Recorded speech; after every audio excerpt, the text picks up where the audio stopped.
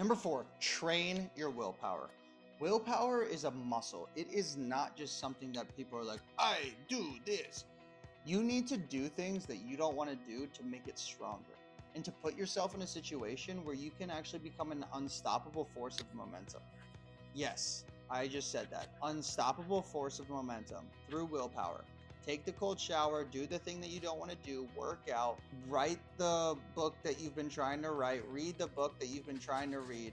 Do the things that you don't want to do, and your willpower will get stronger, not only for your will to live, but also your will to do things. There is actually a lot of science-based evidence behind this, that the correlation between doing things you don't want to do and your will to live are directly correlated, which is hilarious if you think about it, because that means that the more that you do that you don't want to do in this life, the more that you want to live, which is like a little counterintuitive, because you'd think, the more you do that you want to do, the more you'd actually want to live.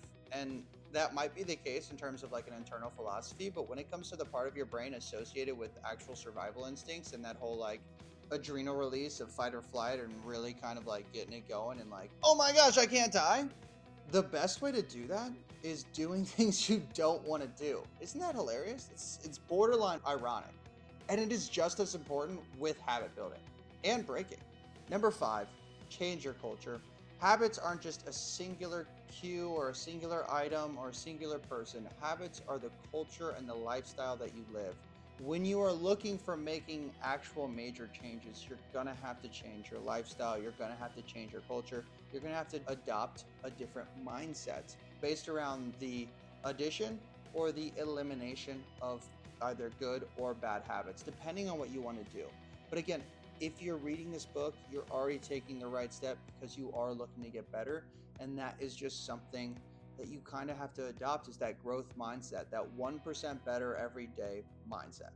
Finally, number 6, practice makes perfect. Self-awareness and deliberate action are tools for making lasting change, especially when it comes to habit breaking or formation. You want to experiment, reflect, and grow so that you can get in tuned and become the best version of yourself.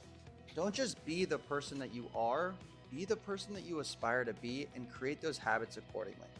And to practice at full capacity, you need to master the loop, don't stop, start a ripple effect, train your willpower, change your culture. And that are 6 takeaways from the power of habit.